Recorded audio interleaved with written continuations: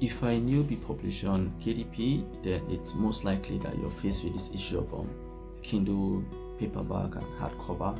Which is Kindle, what's paperback, what's hardcover, and then which one should I publish, which one sells more, which one is more profitable, which one is less stress to publish. That's if you're an independent publisher. A lot of questions. So in today's video, I'll be breaking it down, telling you what Kindle is, what paperback is, what hardcover is, and my personal opinion on which one you should publish. Hello guys, and welcome back to this channel. If this is your first time on this channel, then I do videos on KDP and publishing generally, so make sure you hit the like button if you like this video. Let me know what you feel about this video in the comment section. If you have any question or suggestion on any video you want me to publish or upload on this channel, then let me know in the description. And if you're already a subscriber, then welcome back. So in today's video, I'll be talking about Kindle, paperback, and hardcover. So what is Kindle and what is the difference between a Kindle book and a paperback? So basically, in layman's terms, let me say Kindle is an electronic version of your book, and you can only read it on your Kindle device or with the Kindle Unlimited app. And if you don't know what that means, then I made a video on free promotion on Kindle Kindle deal, and I explain what the Kindle Unlimited app is, so make sure you check the video in the description of this video.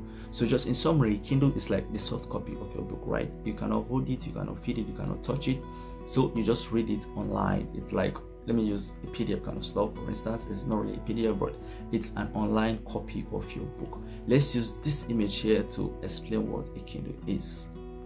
So now, what about a paperback? A paperback is like the physical book. It's the hardcover, not the hardcover, it's the hard copy version of your book, right? It's the one you can see in your hand, you can hold, you can touch, you can walk around with it. Now normally when you order a paperback on Amazon, Amazon is going to ship it to your destination. That's if you're a shopper. And if you're a publisher, you don't need to worry about the shipping fee and stuff. It's included in the price of your book. Amazon deducts the shipping costs and everything, and they'll let you know, yeah, they show you the shipping cost for the book, so you make sure you consider that when pricing your book. So now about hardcover, it's just like paperback. You can see it, you can touch it, you can walk around with it, you can feel it and stuff, but it's bigger this time around, and of course it's more expensive because it's take up a higher publishing cost. So let's use this image here to explain what a hardcover is. So now this image once again is for Kindle, this one right here is for paperback, and then this right here is for hardcover. So now here are a few things you should know before you publish any of this book. Minimum requirements for a Kindle book is 9 pages, which means your books must be 9 pages for you to publish a Kindle book, and it must have a table of contents. Most importantly, it must be linkable. By linkable, I mean once you click on it, it takes you to that chapter of that book. If your table of content is not linkable on Amazon, then Amazon is not going to publish that Kindle book. If it's not it's not linkable, and if it doesn't have a table of contents at all, then Amazon is not going to publish. But for paperback, your table of contents don't have to be linkable, but it can go live. Matter of fact, you don't need to have a table of contents for your paperback. You mustn't have a table of content for your paperback, but it will go live. So if you're using your phone to publish, then you would like to save your Kindle book as EPUB, HTML, zip. Then you want to save your paperback as PDF and your hardcover as PDF too. But if you're publishing with your laptop, then you can just save it as a normal Google Docs app, normal Word documents, and use it for both Kindle and for paperback. Now for paperback, you need 24 pages, minimum of 24 pages for a paperback, and a maximum of 828. Then for hardcover, you need a minimum of 75 pages and a maximum of 550 for your paperback. Now here is my personal take about Kindle, paperback, and hardcover.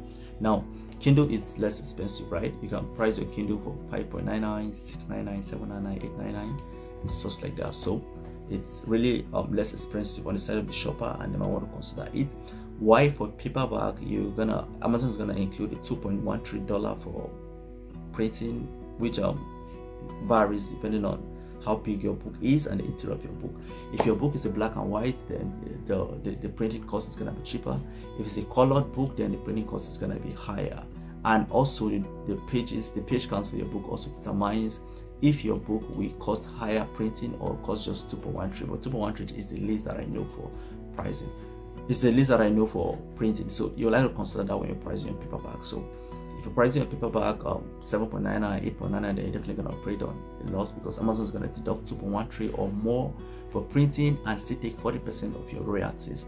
Why for Kindle, Amazon is going to take just 30% and give 70%, but when it comes to paperback, Amazon is taking 40% and giving you 60%, and Amazon is still taking 2.13 or more for printing. So you might want to price your paperback 10.99, 11.99, 12.99, 13.99, depending on other factors like how other people in that category are pricing it, and your page count, of course, and the quality of your book. Now, don't go and overprice the book because if you use a paperback, just go and price it, let's say 30.99 because if you use a paperback. Of course, you can price it, but make sure you see what other people you're competing with are pricing their book. Don't overprice and don't underprice. Then for hardcover, Amazon is trying to take a lot of money there for printing, and of course they'll let you know it's not an impromptu, it's not an emergency and stuff.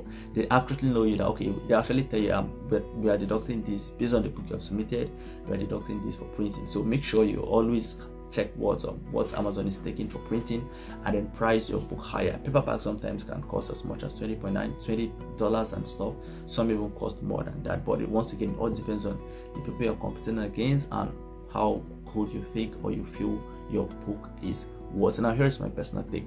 If you're an independent publisher, then I'll advise you publish all. By that I mean you publish on Kindle, you publish paperback, and you publish hardcover. Now here's my reason. Personally, in my experience, I've sold more paperback more than Kindle. So don't leave money on the table. I know you might feel lazy, let me just do Kindle. My book is now up to 24 pages, so let me just do Kindle and paperback. But in my own experience, I've sold more paperback than Kindle. So if I want to publish both, don't leave money on the table. And for paperback, if your page count is up to 75, then why not? But if it's not, then leave it. Because here is the trick on paperback. Paperback is higher, so the higher price for the hardcover is higher.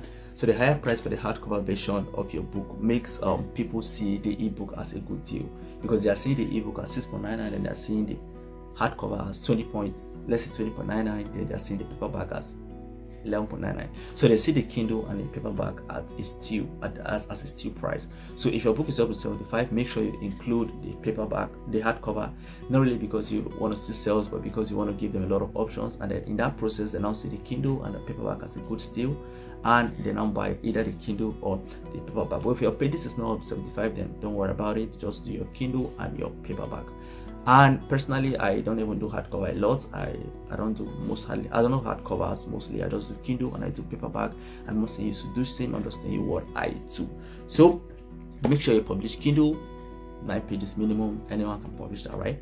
Make sure you publish paperback, and if your pages is up to 75, then why not go ahead and publish your hardcover? So this is my personal take about Kindle, about paperback, and about hardcover. I believe you found this video helpful. If you did and like this video, and let me know what you feel about this video in the comments. If you don't like this video, then make sure you hit the like button twice and tell me why you did that in the comment section. If you have any suggestion on anything you want me to do a video about it, let me know in the comment of this video. Once again, thank you for staying to the end of this video, and see you in my next video. Subscribe to this channel, turn on notifications so you won't miss my next video. Cheers.